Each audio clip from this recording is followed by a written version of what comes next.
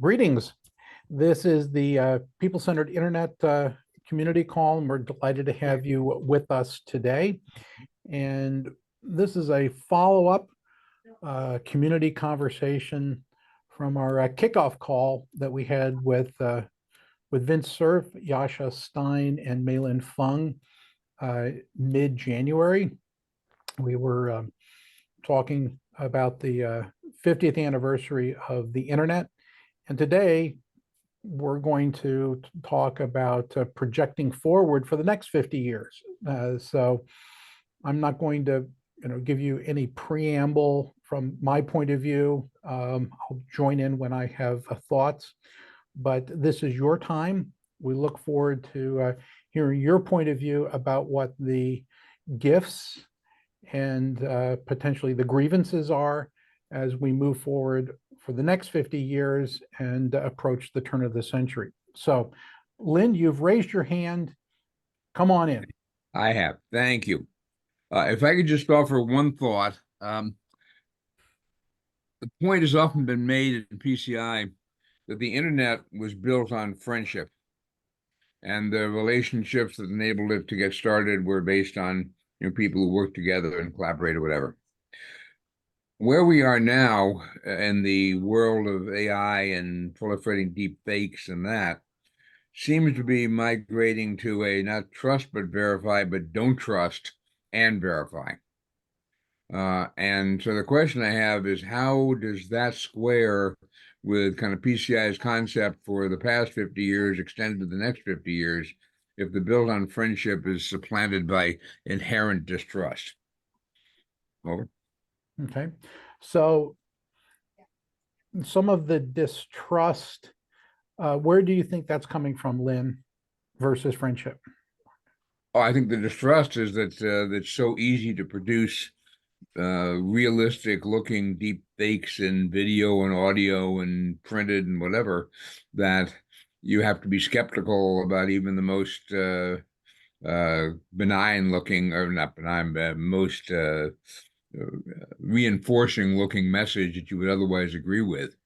Mm-hmm. And so if that kind of skepticism not only creeps into the system, but because it becomes an inherent way of doing business.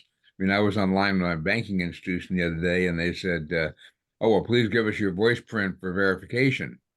And I said, okay, well, it takes 16 seconds of voice or something to produce an effective voice print. So, how many what do I say, authentication other procedures have we developed that are now being caused into question?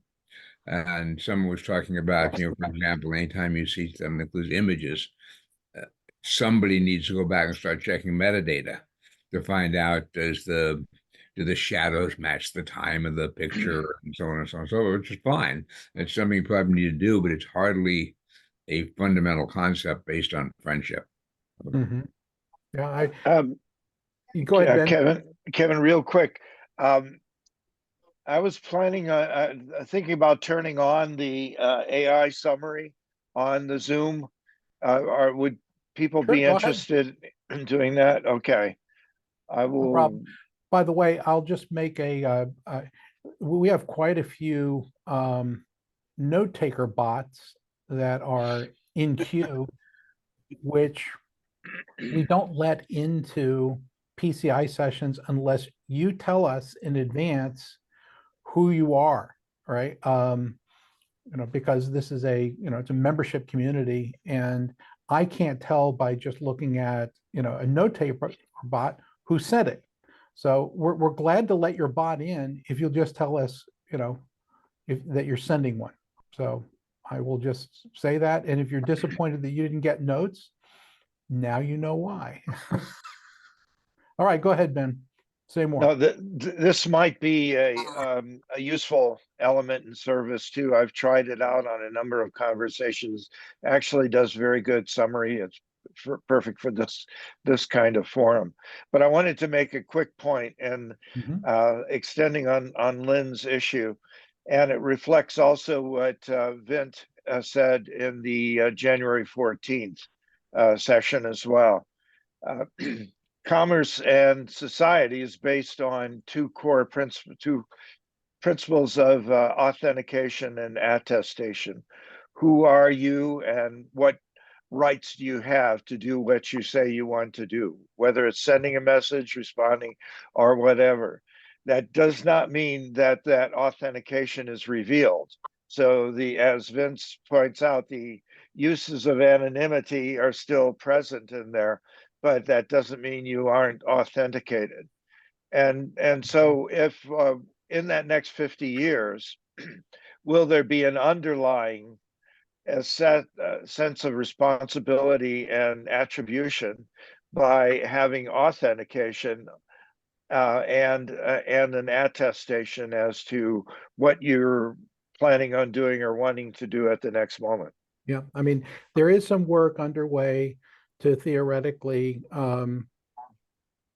provide a watermark that would authenticate that, that there was a source, right, as opposed to it coming from one that you might not like or want in your feed, as it were. So it's not here today, but there are some thoughts that encryption methodologies, digital ledger technologies could help it in that regard. Ben, you looks like you're going to add something.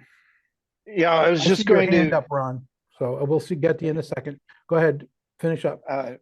No, I think that if it's a part of the back end, if you got your TCP/IP protocol and protocol layers there, a layer could be an attestation of the rights of an exercise, whether because we have to move away from people. It's not just people, it's bots and objects, as we all know. So that population is in the hundreds of billions, not just the 7 or 8 billion that we have, and that can be an underlying element in the architecture.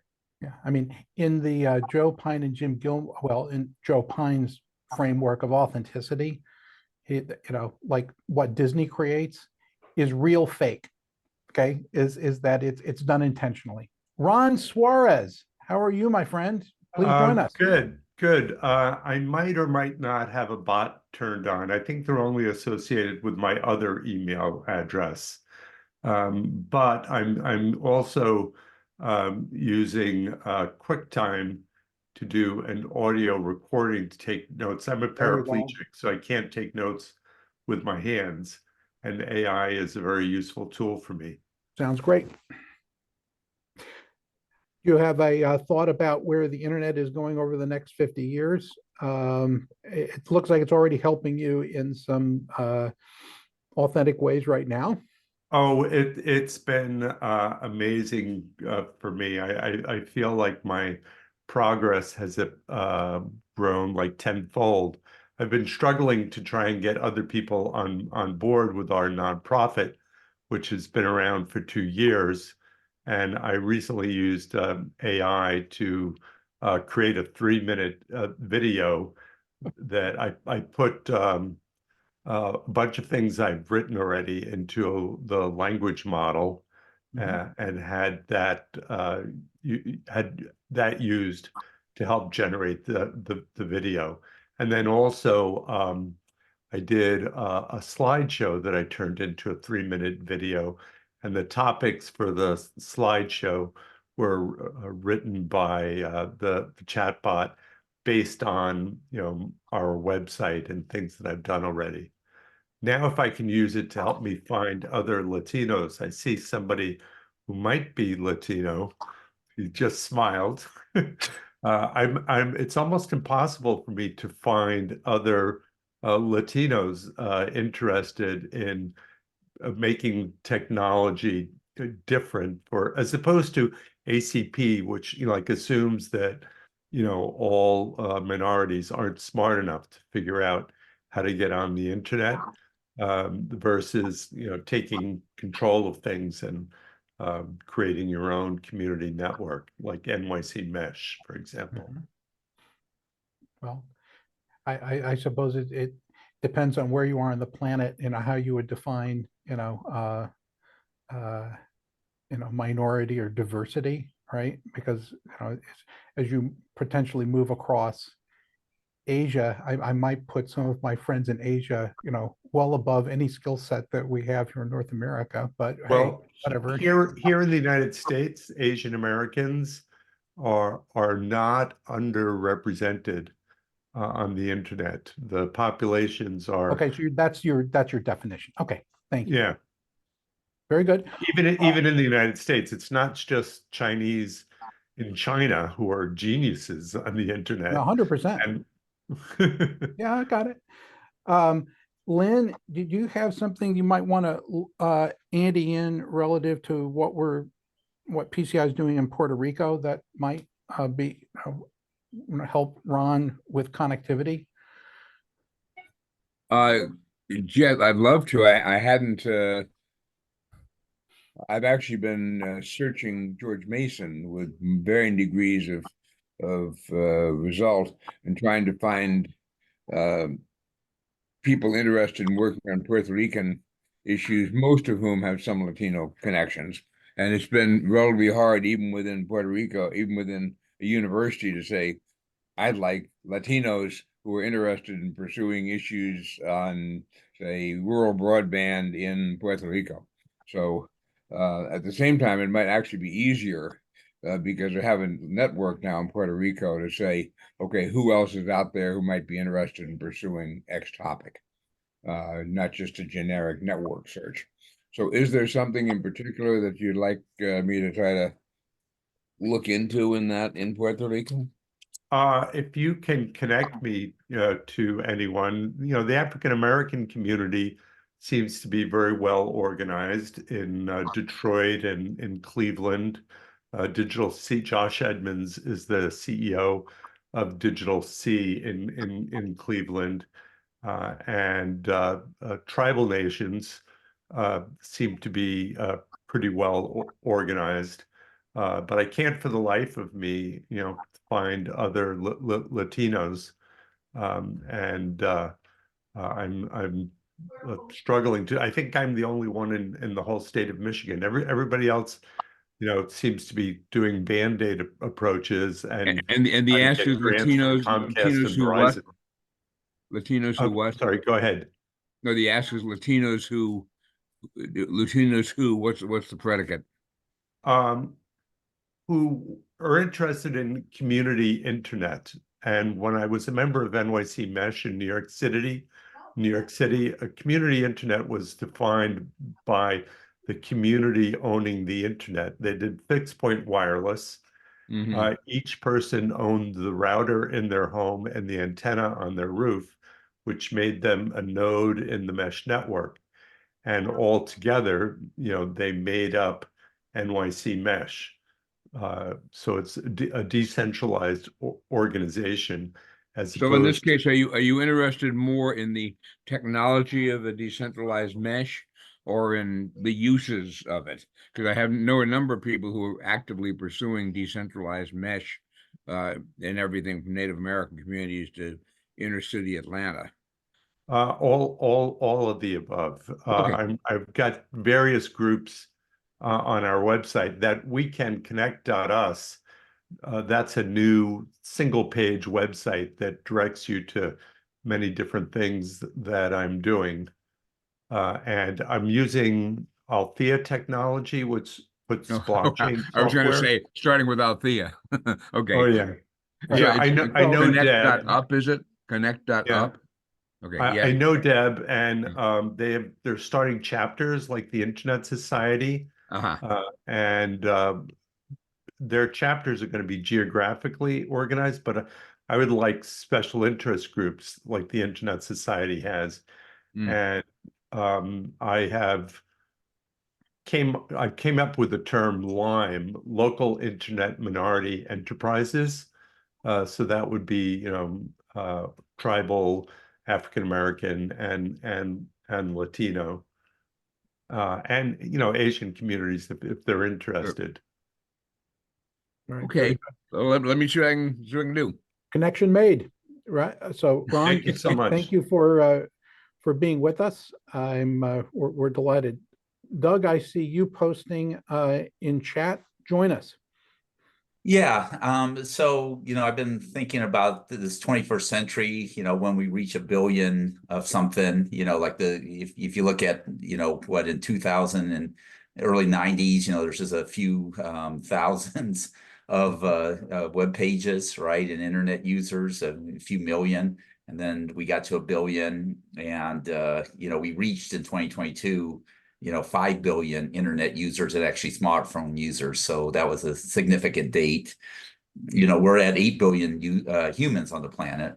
And the question is how do we, provide internet service to everyone? Right now, there's 1.3 billion students on the planet, K through 12.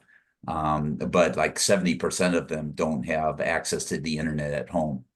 And so, this decade will be a decade where how do we provide more connectivity and, make it more relevant, readiness for people to use it, to have the internet for good, right, to all humanity. And then where the future's going, right? Where's this technology, especially around AI? So these are some of the things I've been thinking about. Yeah. Well, those are good thoughts. Doug, I will tell you the interception point is that I'm beginning to see Neuralink work, right? And the first surgery was performed, putting chip near brain, and that is another bright line of not having to take in the information through our external sensory apparatus, but directly connecting to the brain. That is a threshold event that we'll have to pay attention to, right? Right. Well, in fact, I invested in a company about 4 years ago. 4 years ago, called Open Water, so non-invasive brain machine interfaces. I like the word non-invasive more than invasive. Sure. So, when, this open water, they use LiDAR technology from your cell phone to be able to, scan the brain to be able to communicate. Now from, Elon Musk, Neuralink, they're drilling into your head. I'm a little concerned about that. There's actually another company, what they do is they put stents in the brain, which is very common, putting a stent, but what they do is in that stent, that they instead of drilling into the brain, they use the stent to go into the blood vessels and to do the reading locally of the brain. So the key question is how quickly can we in the both non-invasive and invasive, and how invasive do you want to be? If I was paraplegic or quadriplegic, I'd be thinking about using this technology more. But it'll be interesting to see where this technology goes. The Wall Street companies, just to talk metaphorically, try to get their supercomputers as close to the direct feed, in downtown Manhattan, right, as they can, because those, small seconds, right, those fractions of seconds make a difference, right, for trading. And I think that, for some, part of humanity, reading it or hearing it or, it will not be fast enough, right, to do what they wanted. And they will want some faster connection, right, that there will be a reason for it. I don't know what that reason is, but, some folks will clearly want to opt in, right? And I'm too old to want it. Yeah, there was am a perfectly comment happy about, with myself the way I am right now. So Ben had a comment of about 100 billion things in the Internet yeah, of Things. yeah. I think, at one time they were talking about 50 trillion things, Internet of Things. Right now, I think it's about 25 billion, so it's going a little bit slower. Though 5G, some of these new 5G technology is lowering the cost of the Internet of Things. And the question is, do you add Wi-Fi and that kind of things? But, there's this explosion of things, and, 5G allows for 7 trillion Internet of Things. It's kind of designed for that. And 6G amplifies that by a factor of 10. you know, of Internet of Things. So we'll see where that goes. I mean, you know, I had this one slide in 2015. I gave presentations at this T-Sensor summit in 2015, and they were you know, saying, well, when we'll get a trillion things, you know, it's probably more like in the 2030s where we get the trillions of things. So, you know, after we work on the billions of things, then I'll shift over to the trillions of things Well, as Sam well. Altman already shifted over to, I'd like $7 trillion, right, for my next system. So, you know, that's $1 per connection 50 years from now, right? Well, All ARM, right. which just made a lot of money, you know, got doubled. I think they're at about 200. I need to look at the chart. A couple years ago, they talked about when they'll get to, you know, how many things. How I can There you post go. that All right. anyway. Well, thanks for joining. Greatly appreciate it. Mike Nelson, I saw in chat that you were a limited time offer today. We always value having you with us. Any thoughts about 50 years in the future about the internet, my friend? Well, I've been a futurist since 1988 or so. Exactly. When I came to Washington and the internet was 100,000 people and Al Gore was all excited about the information highway. And we tried to figure out how to convey what the internet of the future could be to a bunch of senators. So in 1988, we held this hearing, and pictures are worth 1,000 words and videos are worth 1,000 pictures. So we actually showed them a screen and said, this is the internet today. And, you know, 2,400 bits per second, line of code. This is the internet of the future, or this is the backbone of the NSF net. If we had all 56,000 bits per second, this is what we could do. And it, you know, showed graphs, and, you know, you could show new graphs pretty quickly, but they were 2D graphs. And then we said, and then there's the fantasy future, 1.5 megabits per second. Vroom. And we showed them how you could start manipulating three-dimensional graphs. And at that point, they thought, oh, that's just a movie. And we had to remind them, no, this is interactive. You'll be able to move it back and forth. But it had an impression, and it did kind of convince them that this internet maybe wasn't a fad. But the problem today is we have to somehow do that visually for all the zettabytes of data that we have out there. I'm struggling with this right now. The reason I'm throwing this out on open mic, and I only have 5 minutes, is I'm writing a piece right now on what would you do if you wanted to promote a seamless, interconnected, interoperable, secure, powerful data union, sort of combine all these different hundreds of thousands of data sets and make them easily accessible and yet secure from misuse and abuse. How would you do that? And in a way, it's the same challenge we had in 1993 when I got to the White House with Gore, and we wrote a 6-page manifesto. Here's the national information infrastructure could be. And we were talking about the network and some of the supercomputers to process the data. But we never got people excited about the data. And it's because of the EGO effect. Eyes glaze over. Gore was always so excited about this, but he was the one out of 100 senators who got excited about data management, or if you call it data governance, which is even a worse word. It's just not visual. You know, it's not a fancy supercomputer with flashing lights, and it's not these cool maps of the world with all these networks interconnecting. It's just bits and bytes.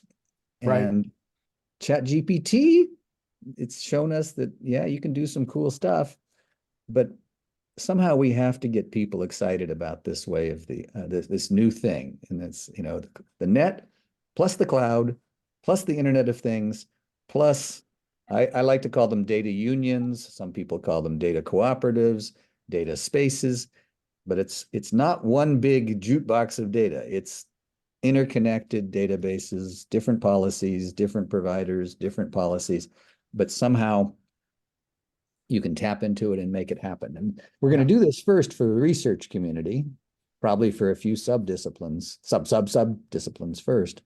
But if we can kind of make that leap so that data isn't a backwater, or it isn't the last thing you think of, the first thing cut, then maybe we can actually realize this fantasy future that we're all excited about. Yeah. So that's your hypothesis. That's what you're writing about. And so I have one follow-on before you go, right? Because I know you're at the edge of your time limit. A lot of information is simply, the data isn't accessible because the person who owns it doesn't want it to be accessible, all right? And therefore it's sequestered, it's in a SCIF, it's somewhere, and therefore the body of knowledge about things that we know as humanity is not necessarily complete because it is sequestered and segmented. So what would you do about that? Well, that is the challenge, right? I mean, somehow we have to make this so powerful that we almost suck the data out of all these enclosures. I like to say that data is not the new oil. This is the most destructive single digital meme that's floating around today. I hear it over and over again from telecom ministers, from science ministers, from prime ministers. They keep saying this. And it's about as broken a metaphor as you can have, right? What do you do with data? You share it, you combine it, you reprocess it, you improve it. In some cases, you have to filter it to make it higher quality. What do you do with oil? You burn it once, gone. Yeah. And it's just like such a crazy way to think about data. And yet that is on the cover of The Economist magazine. I might also point out that in terms of like a Pine and Gilmore, value stack, you're trying to equate a commodity with, information that can be transformative, which is the absolute opposite side of the economic value stack, right? Yeah. The other way to think that's why about I think it's broken. I think that talking about it as oil is that, wow, information is not a commodity, right, per se. Yeah. Well, I have two new metaphors. Data is the new sourdough. Okay. You just keep adding and it keeps growing and it keeps getting better. There you go. I like that. 100 ways. The chef But in better than that by far is data is the new water. And that's the one Regenerative. It's on TV. So anyway, that's my sales pitch. I'm going to stay on and, All right. and watch the closed caption. Thanks for joining us. My one comment to that is that 30% of the data being generated, and by the way, we reached 100 trillion zettabytes of data, last year. But 30% of that data is medical data. But according to the WEF, World Economic Forum, 97% of medical data it sits into data, in landfill, right? It's in the database. That's 30% of civilian data, because I imagine the Defense Department and its satellite data and its. Well, these are some of the data. But if you have a reference on that, though, send me what's your email address, or I can send you some. I'll put it out there right now, and okay. I'd really. Thank you. Anybody want to react to my screed, and you can also tweet at me on Twitter. We'll do it. Lynn, the first Mike Nelson there, so you can find and me then there. Matthew. Go ahead, Mike, Lynn. just quickly, what was the second? You said data was the new sourdough, and then what was the second one you said? Data is the new. Data is the new water, and a lot of it is frozen as ice in Antarctica, or it's in the deep ocean where we can't get at it. But it does, circulate. It gets reused. It's much more powerful than a much better analogy than oil. Occasionally, the data conveyor stops, things like that. Let's not talk about that. Real quick, data is regenerative. Oil is extractive. Yeah. There's 101 reasons why that is the worst metaphor, and yet it's the one that's been chosen. The only one that's worse is data is the new plutonium. Well, we're not going there. Blows up. Matthew, shooting. Yeah, it was basically a response, and the thing that jumped out for me was this idea that it would be desirable that all of the data be able to be connected, and my belief is that systems, especially living systems, actually require there to be membranes. They require there to not be complete connectivity in order for coherence to be possible at different levels. And when it comes to just information, the way I think about this is the relationship between privacy and freedom of speech, right? If you don't have a significant degree of privacy, some ability to control how broadly the things you're saying are going to be spread, for instance, you really don't have freedom of speech. You're only able to freely say the things that you feel comfortable saying completely publicly, which results in far less communication happening overall.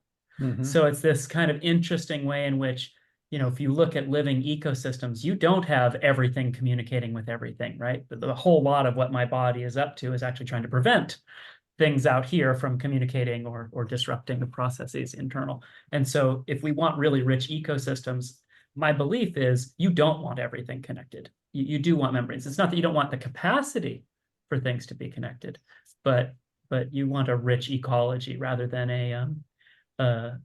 a stew of everything talking to everything. Thanks. Now, the quality of attention is, can you focus, right? If people have not had the opportunity to read the Master and His Emissary, The Divided Brain in the Making of the Western World, I highly recommend it because it talks about quality of attention from a neuroscientist's point of view, and the focused attention versus opportunistic, understanding what's happening in the environment attention is the two types of functionality that you see displayed, right, in the two, hemispheres of the human brain. So with that said, thank you for joining us, Matthew. Ben, your hand is up, my friend. Yeah, quick comment. I can give away bits and I still have them. That's not true with atoms, and so atoms are eminently consumable and scarce, and scarce compared to the realm of abundant bits. And the other thing is that bits are eminently recombinant. I can take it, rip it apart, mix it with other things, and make new things. I can't do that with atoms all the time. So it's a whole different context, and we can't conflate it with that depressed world of scarcity when we have abundance. Mm-hmm. Okay. So I'm looking across the chat here. Harvey Castro, are you with us?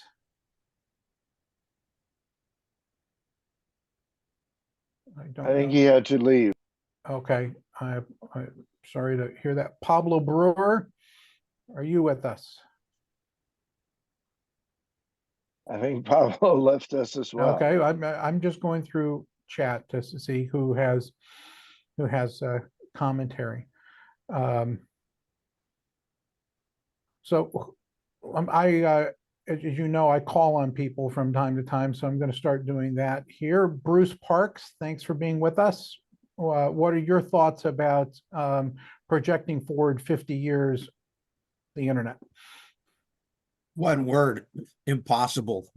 I think that that all the variants trying to figure out how and where we will be 50 years from now, at least from my limited perspective, is an impossible task. I mean, who would have thought that some kid in a dorm room at Harvard, interested in meeting girls, would 10 or 15 years later be changing elections in the Middle East? I don't think anybody could make that connection. So I see the complexity I find to be overwhelming. But I suppose that for me, the underlying piece of it has to do with control. If what we do is centralize control of the internet and of information, I think we are in real trouble. Okay, so what would the decentralization counterpoint be? Yeah, that's where I don't have an answer to that, Okay. Kevin. I mean, I don't know how, I mean, I don't know that decentralization is going to work either, but it's certainly going to be, it would be better than a centralized operation, at least in my own way of thinking. So Matthew Schutte, come back in here for a second, right? You are in the decentralized way of thinking. What's the counterpoint to what Bruce is bringing up here? I don't know if it's counter. I'm in favor of what Bruce is saying. Well, okay. Well, but I'm I'll not saying say, that. well, so my take on it is, I mentioned the biomimicry kind of stuff a minute ago, and that's largely where me and the folks that I work with on the Holochain project draw inspiration. And so, what is it that we're trying to enable? Well, the way we think about it is, you saw an explosion of diversity in terms of biological organisms, the physical structures, right? The animals and plants and all those sorts of things.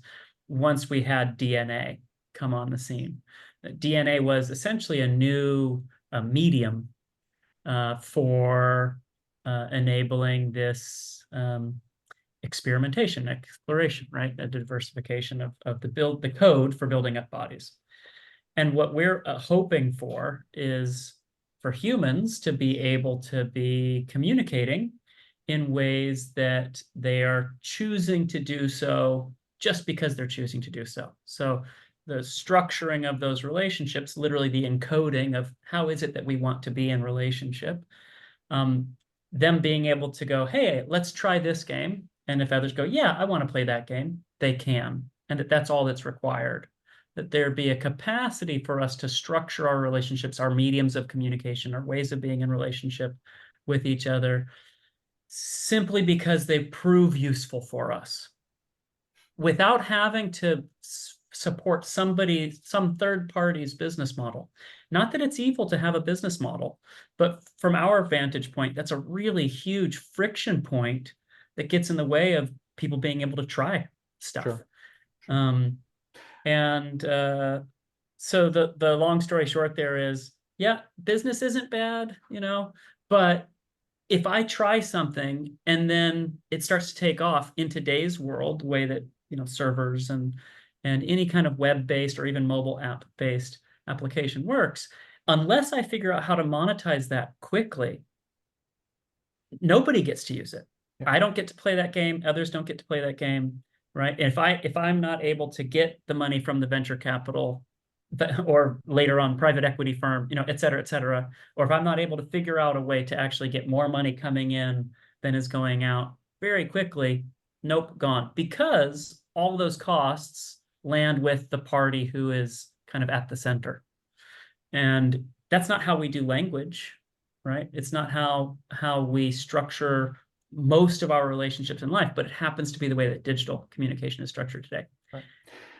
Yeah. The other thing from the architecture that you're pursuing, from what little I understand, is that it's based on agreements as opposed to it being digital bearer bonds, right? That it's, anybody who has the magic code and can decrypt it, is the owner, right? As opposed to, it's based on, multiple types of agreements, right? Coming into a common location, but it doesn't need to be persistent, right? It needs to be available at the moment that it needs to be available, right? And in that case, you don't have to put a buckyball around the sun to decode transitions or transactions in the future, because the chains are so long that it will take a long time and a lot of energy to, it seems like that's unsustainable in my humble Yeah, opinion. just to be clear, even though our name has chain in it, we're actually quite different. I recognize that you're keenly aware, but for the other folks on the call, a holochain is not a blockchain.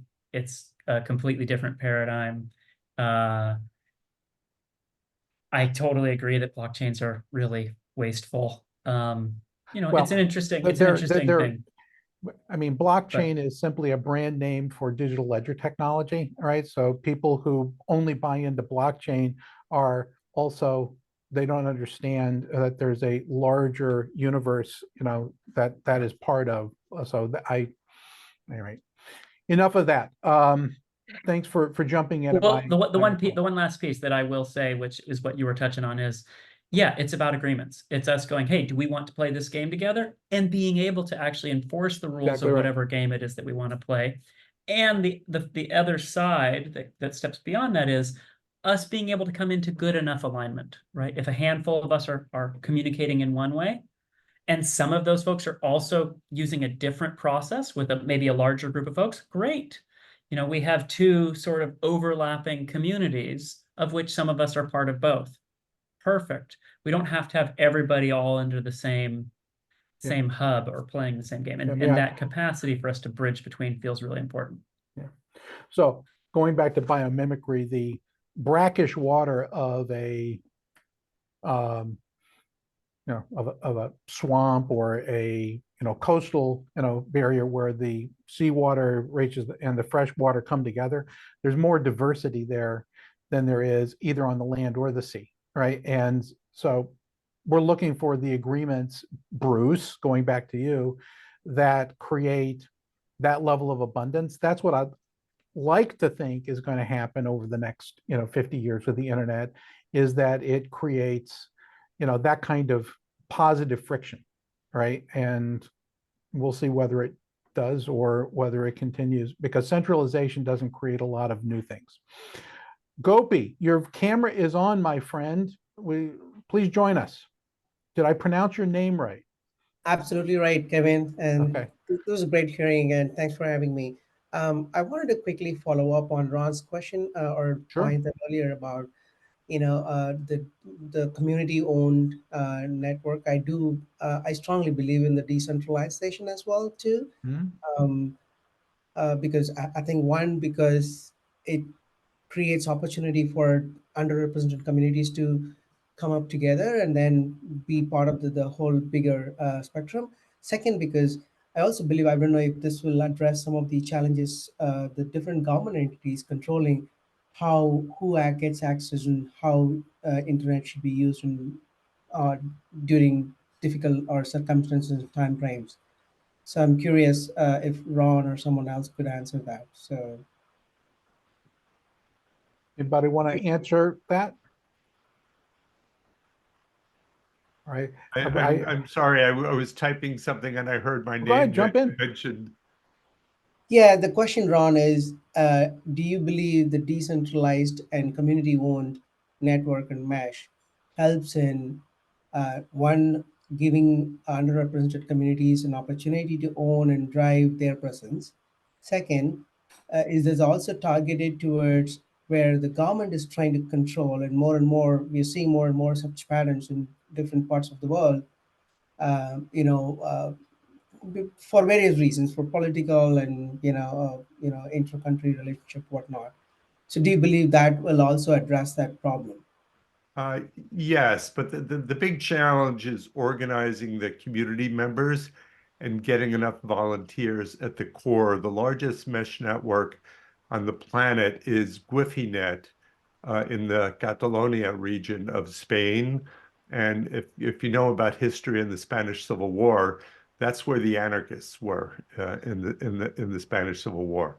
The second largest mesh network is NYC Mesh, which I was a member of when I went back to New York City for 10 years. And they have connected thousands and thousands of people in New York City. But with 8.5 million people, it's not so hard to find a dozen bright engineers who are willing to volunteer their time to run that. The business model that I'm seeing as promising is what Althea does, where the blockchain software on the router turns the consumer into a prosumer. So you have price-aware routing protocols where you buy from upstream and sell to downstream. And they're coming out soon with infrastructure finance, where you could purchase a non-fungible token that represents 100 feet of fiber.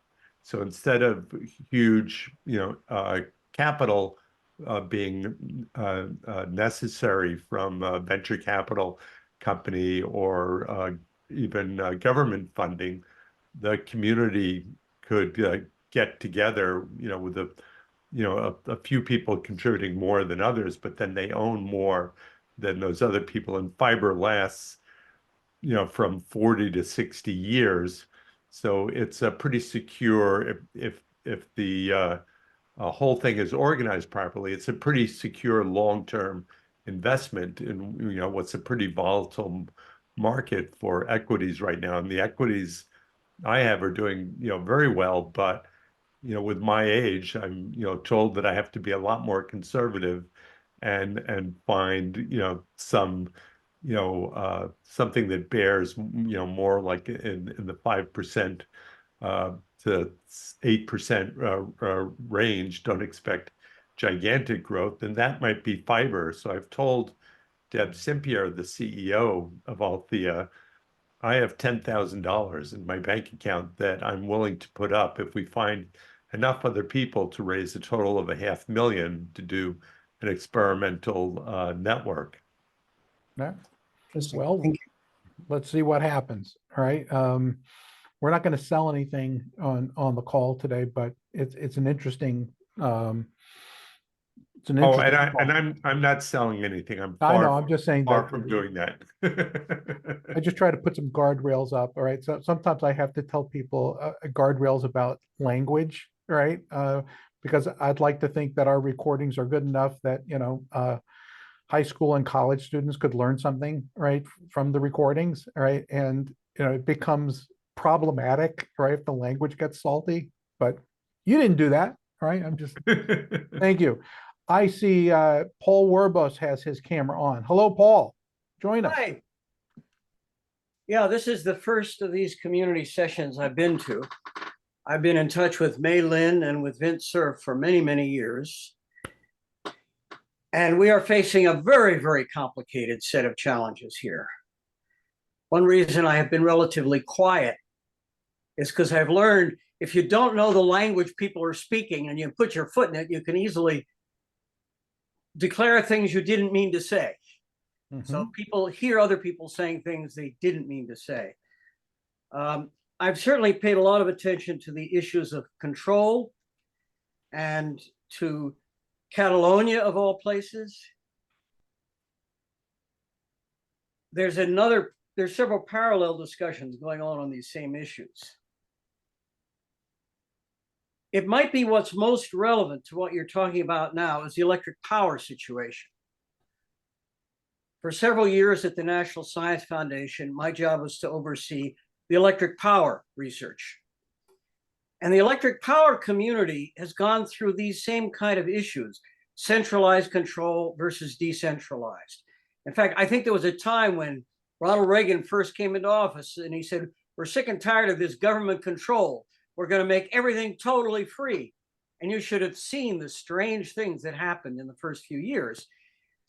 But bit by bit, people learn in the electric power business, you don't have to choose between scientific integrity and real respect for the consumer.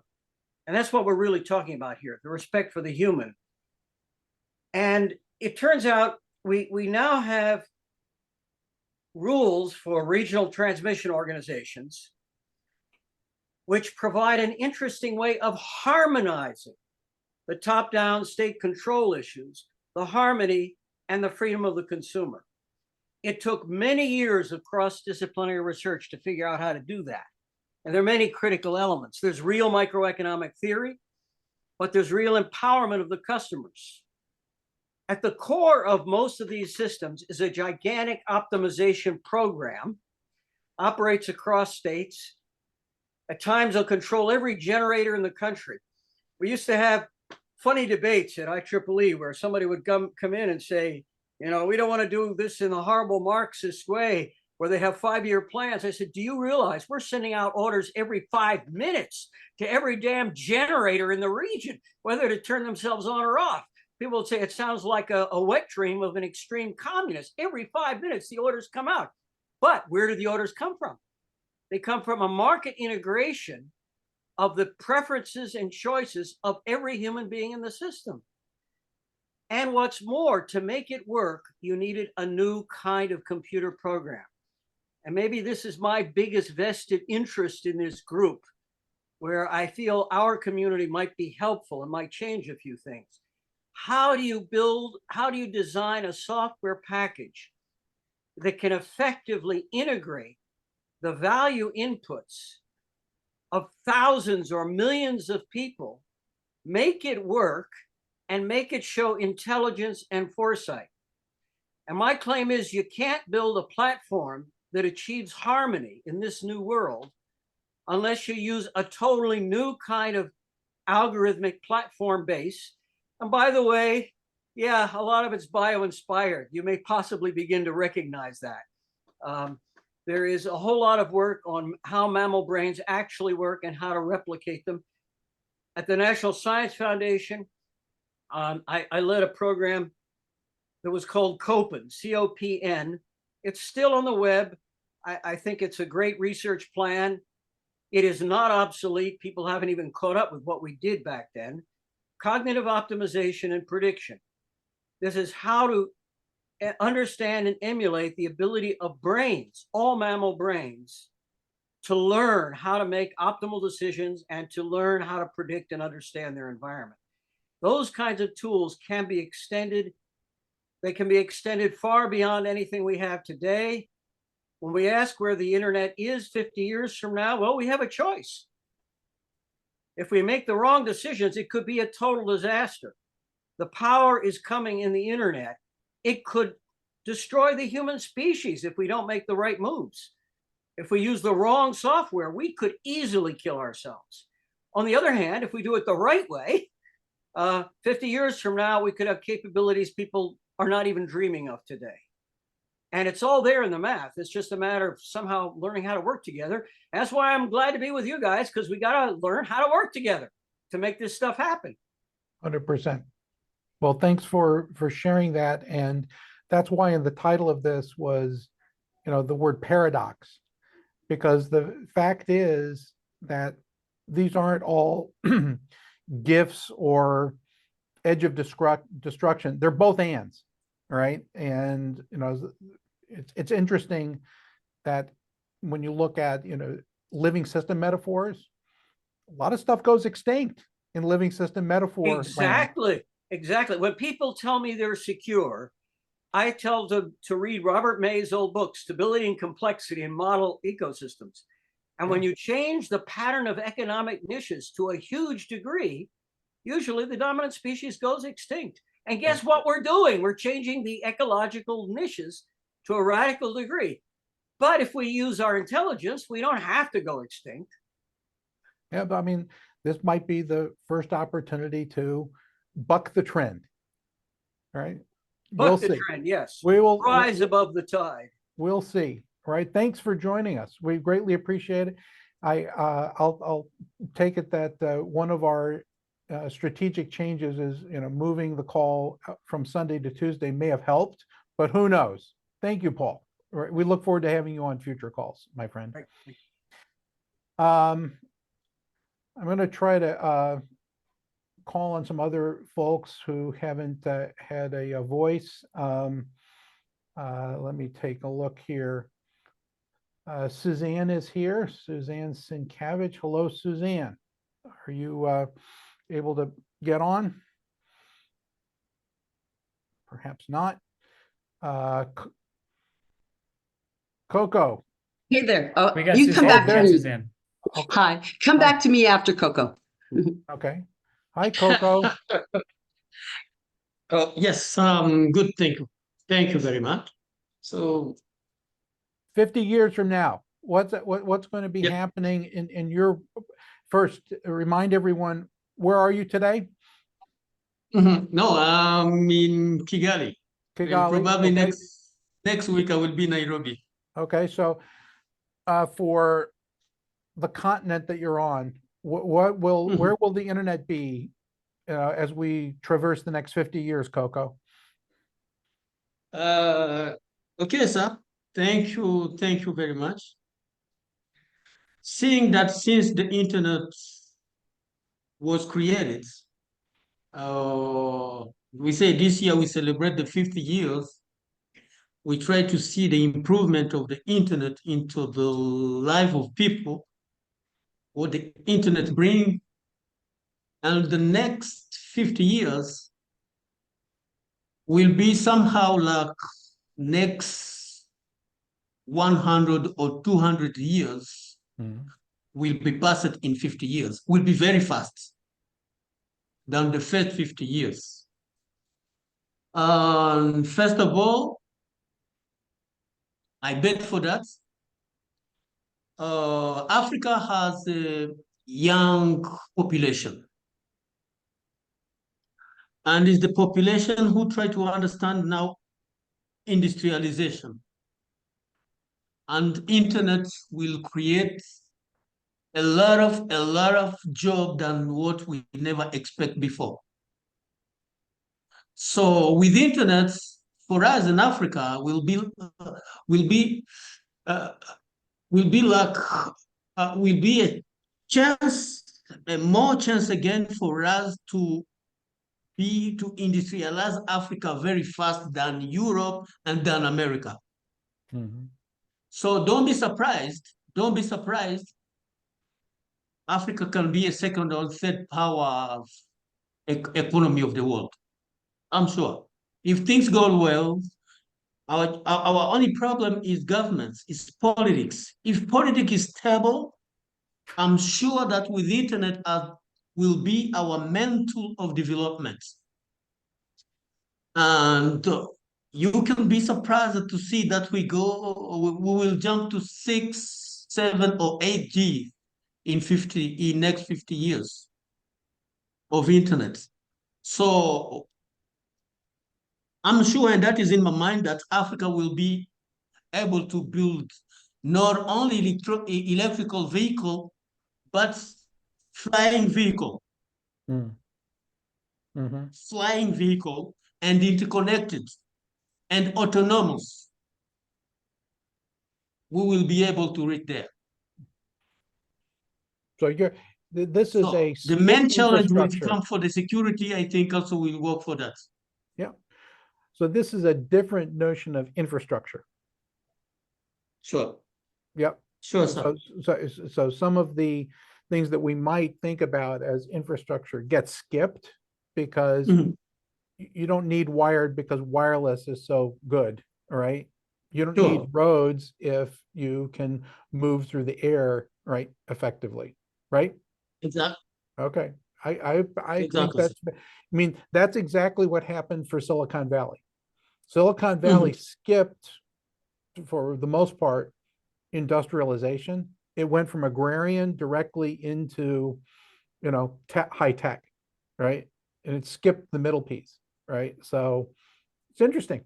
I'll be fascinated to see this happening, and we'll be looking for the telltale signs that it's happening through your participation on these calls, Coco. Thank you. Thank you, sir. Thank you. Suzanne. Thank you very much. Well, hi, everybody. Thank you. Paul, I really admire your work. I recently watched one of your YouTubes, and fascinating work with NSF. And I really enjoyed watching that yesterday. Well, I surely believe that the internet, I know the internet, as it's so pervasive right now and enhancing our abilities to connect with one another, I see quantum security being accomplished. I have hope for that. And I think that the internet will be an internet of everything. A bio-inspired internet will be of everything and everyone. And it's imperative that we collectively, like PCI is doing, Nexco Labs is doing, come together to decentralize or make going forward accessible to collective groups of people beyond zero trust, right? So now we've established this trust, and I see it changing for the better, and I'm optimistic about it, not Pollyanna, but I am optimistic that we're going to be able to work collectively as teams and be able to have opportunities like the big guys without, and sharing ideas and developing, new concepts, right? New conceptual concepts, new, licensing agreements. I think it's really going to change, particularly with quantum. I hope so. It's challenging. It is challenging, but as more and more transparency comes alive, and the conversion of biotechnology and AI, I really believe that we're going to see better for every action and reaction, that we're going to be able to predict and accomplish a lot of things globally, all the way from rocks to stars. And I think the internet in the next 50 years will take place in space. That's what I think. Wow. Well, Vince's working on that. He's working on, Yeah, I do internet understand. protocols. So You that's bet. that's a good thing. Thank you, Suzanne. You said so many things. I have to say a little. I thank you so much. The quantum area is actually an area where I do know something. And if you've seen one of those videos, you may have some idea of, I keep holding things back because one of the problems is that most people on Earth don't understand the quantum physics, and the worst are the people who think they do and don't. We have a real problem that way. And that's why one of the groups has asked me to do a big open talk on February 25th on what do we really know about these foundations and how does a new understanding of quantum absolutely change everything. And it really changes. It changes absolutely everything. That was part of my job at NSF in the old days. The implications for space are very interesting. I have to confess, as I look at your face, it reminds me of someone I know who is connected with Boeing, who represented Boeing for many years, but is now a leader of the space community, of the National Space Society.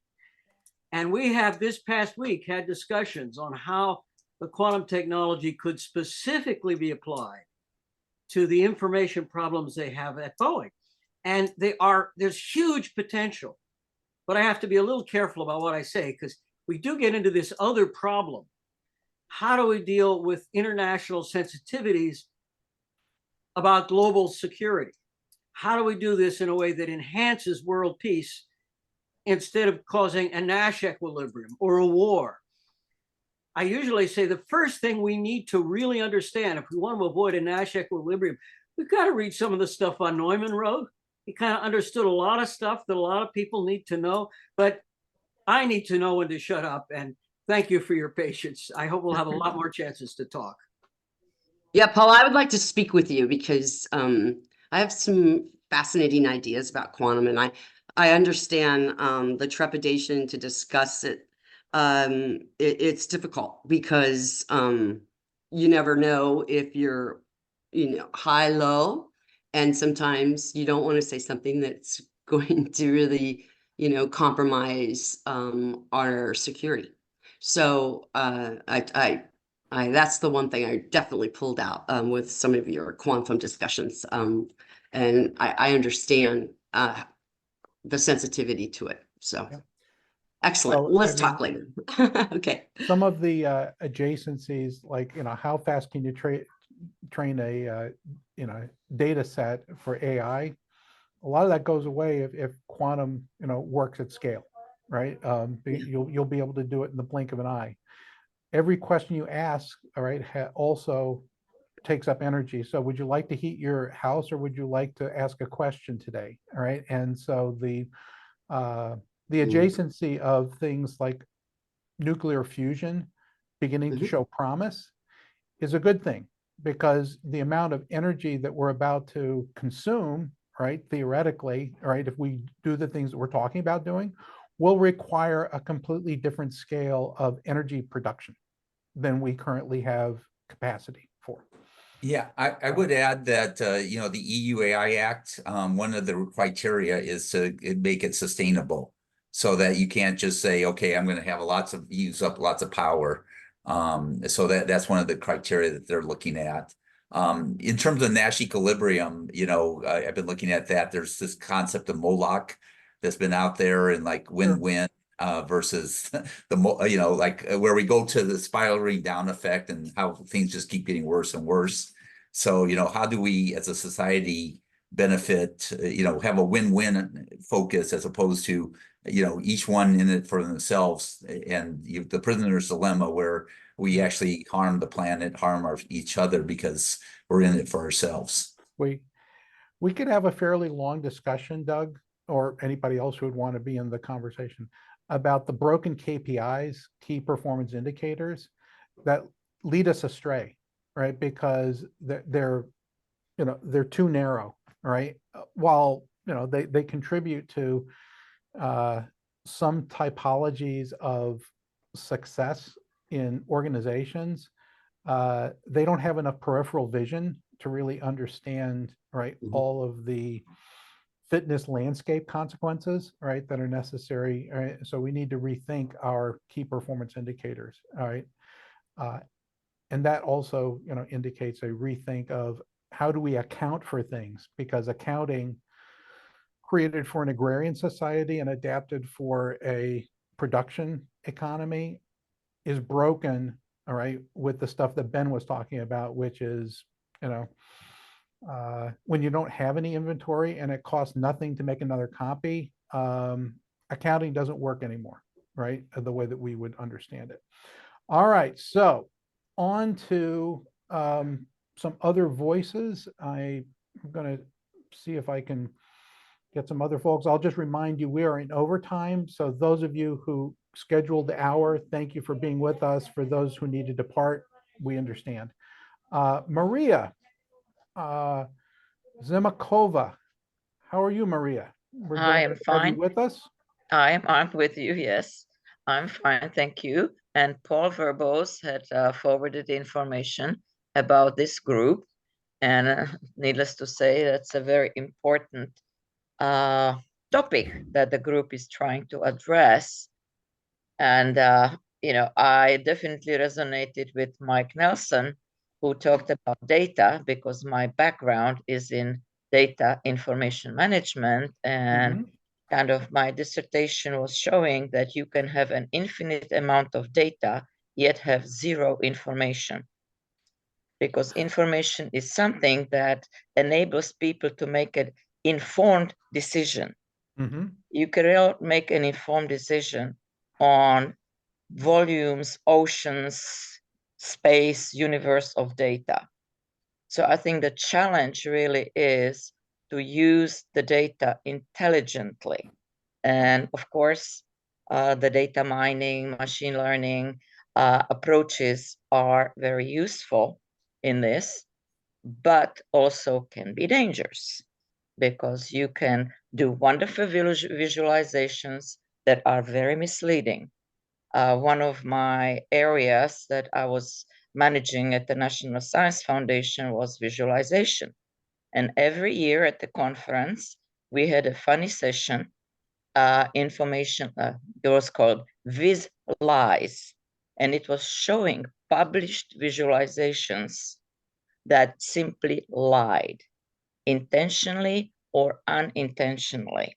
So, you know, so when Mike talked about the visualizations of internet, this and that and whatnot, I think that's very important, that people can see what the internet looks like, what is hidden as far as data, what can be gleaned to make intelligent decisions. So that's very, very important. And I don't know whether this group or in conjunction with other groups can actually make the internet more useful to humankind.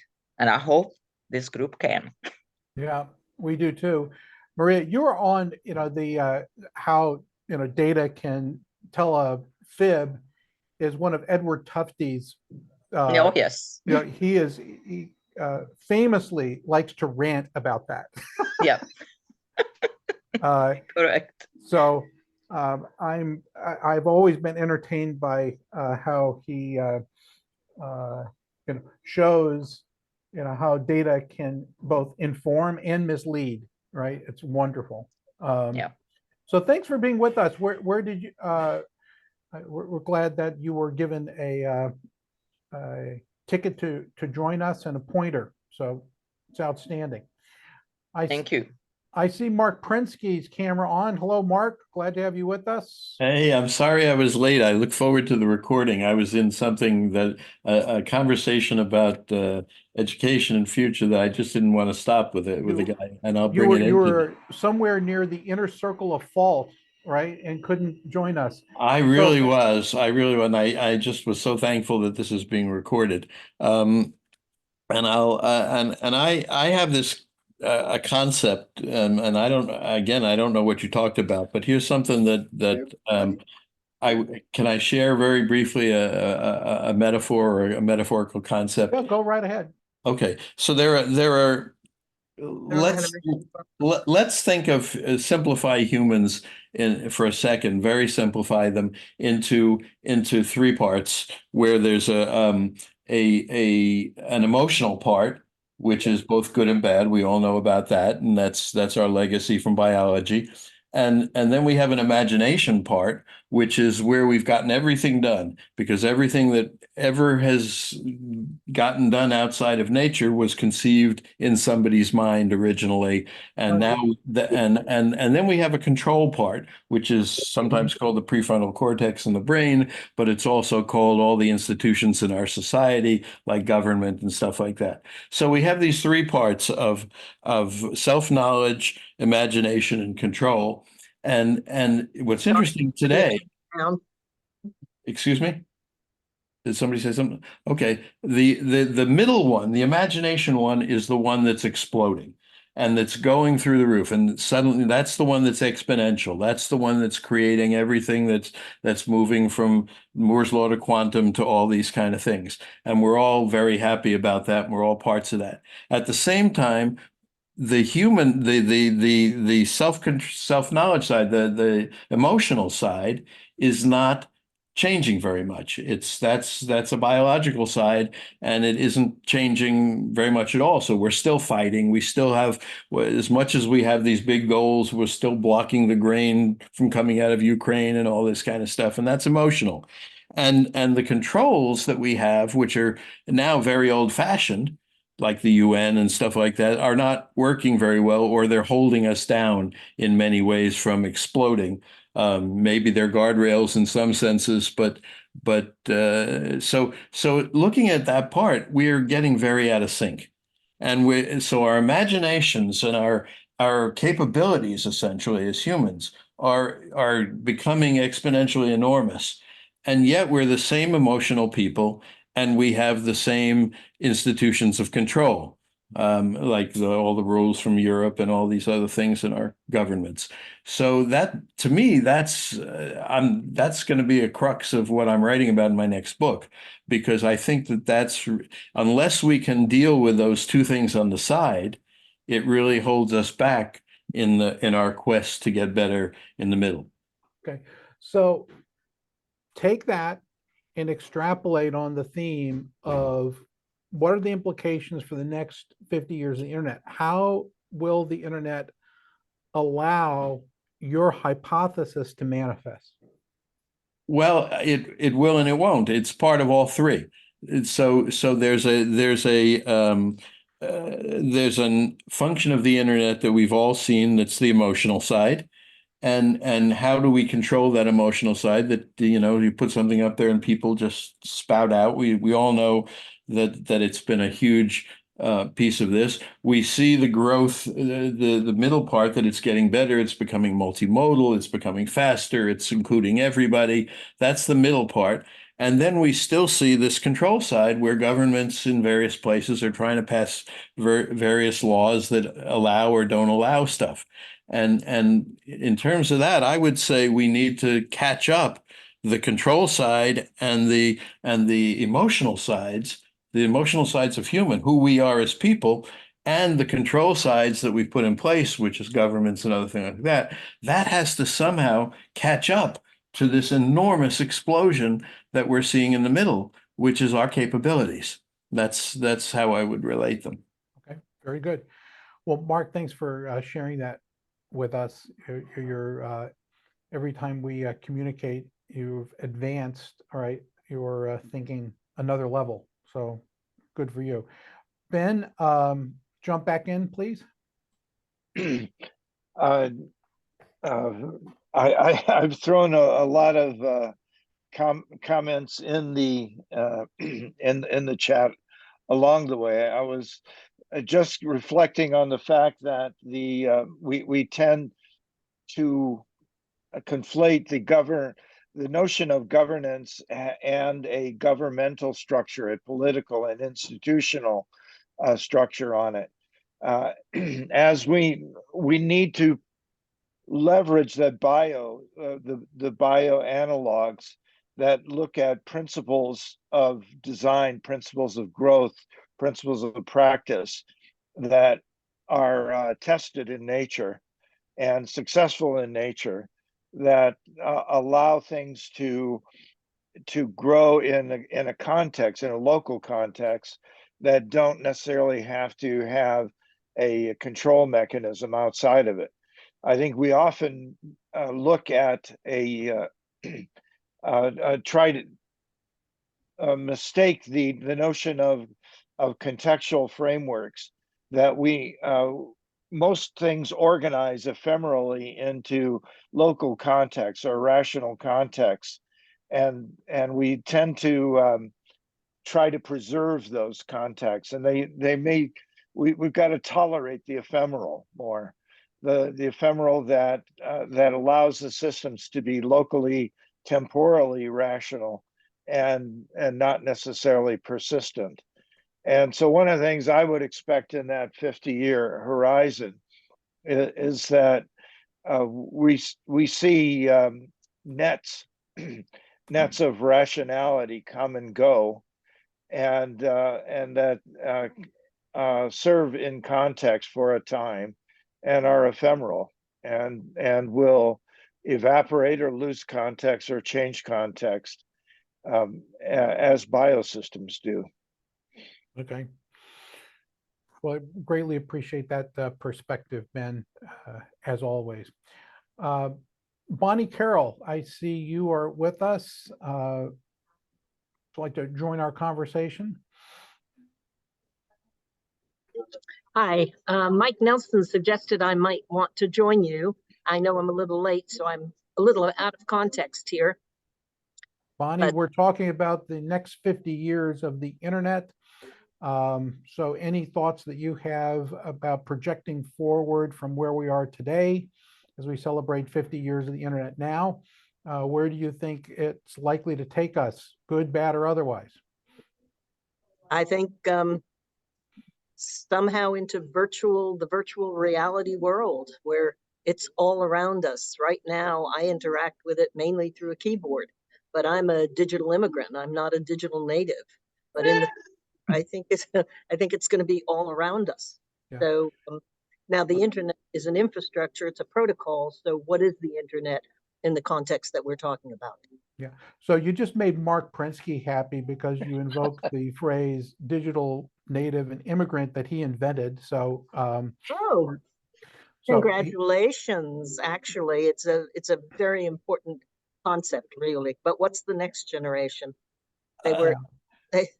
What's the next? I'm calling the alphas. I think we're starting a new alphabet, and we're going to probably use the Greeks, the alphas and the betas, and the AI natives are just being born. It's 1 year old, so the 1 year olds are the only AI natives that we have. So we're going to see. Yeah, I mean, the future has to have something with engaging other senses, smell, taste, touch, feel, something. Yeah, we actually explore that in the sense mapping practice, saying that the technology that would allow you to have that kind of, full sensory interaction is not currently mature, it is on the way. It is going to happen. And there will be a difference between having to put on the goggles to enter a different and living in a smart environment, right? That is able to, produce those interactions, and having to use devices will eventually, create the discernment between whether you're living in a, richer part of humanity, right? Versus those that have to still carry devices, right? If you're in a sufficiently affluent part of humanity, you will live um, in a smart environment where you're simply surrounded by all the things that you need, and it will be responsive to you. Well, it's not going to be the goggles. It's going to be a chip in your brain, implanted at birth like a microchip in dogs. I We agree. talked about that earlier, Yeah. and Sorry, guys. that's coming. I will simply say that that's not an option for me, because I'm at an age where I won't want it, right? For a generation that Mark is investigating and that you're talking about, they'll easily opt in because they'll want, right, the advantages that it provides. Well, So that's can an I, interesting question, can- because as you get much older, approaching 80s, and your memory is going, you think about, do you want it? Do you want to live till 110? I mean, there's a whole other question. But anyway, I have to. There's a book that's called Old Man's War, where you basically download the consciousness of the old people into a robotic skeleton so that they can go off and fight the wars, all right, beyond Earth, all right. It gives them another lease on life, but the price to be paid is that you're a soldier, right? Yeah. So it's interesting. I mean, there's literature talking about this. With that said, we're coming up to the top of the hour, and is there anyone who didn't have an opportunity to participate that wanted to share thoughts with us today? I think I got to everyone, but if I didn't, raise your hand. Bruce has his hand up. And I have my hand up too. Okay, so Bruce, then Mark. Okay, just very quickly, I just want to second what both Ben and Mark were saying, and I believe that ultimately the internet is going to create a different human being than the ones that we currently exhibit. And I think that that's the most disruptive technology that could ever occur. We need to change who we are as human beings in order to be able to adapt to and adopt the technologies that are coming toward us. That's the insight. Thanks. Bruce, thanks so much for sharing that. And Mark. I would say that the 7 trillion that what's his name wants to get could be well invested in that. But I was going to point out that the two words to leave us with. You said, Kevin, a richer part of humanity, and that goes in. I think that goes in two senses. That it's the wealthy part, but it's also we will be richer as human beings with all this stuff. And going to the other one, I wrote an article, Bonnie, years ago that said chip in. So that's another one that has two meanings. That by putting a chip in your head, you actually chip into humanity and making it better. So I'll leave with those thoughts. All right, very good. Well, I want to thank everyone for being part of a vibrant conversation today about what the internet, the gifts, all right, the gaffes, right, the paradoxes, what will be over the next 50 years. For those of you who are new to the call, we're delighted to have you with us. And we know that moving from Sundays to Tuesdays has had a positive effect in some people being able to join us. And we spread the word. We look forward to your thoughts about people that we should have as guest speakers. Our next speaker in 2 weeks is going to be Nelly Leask, who leads the Digital Democracy Forum around the world. She's a remarkable leader, and we look forward. I've participated in her calls for a few years now at Mei Lin's request. And it's just great stuff. So we're delighted to have you with us. Please join us in 2 weeks with Nellie, and in everything you do, be intentional. Thanks so much. We will talk in 2 weeks.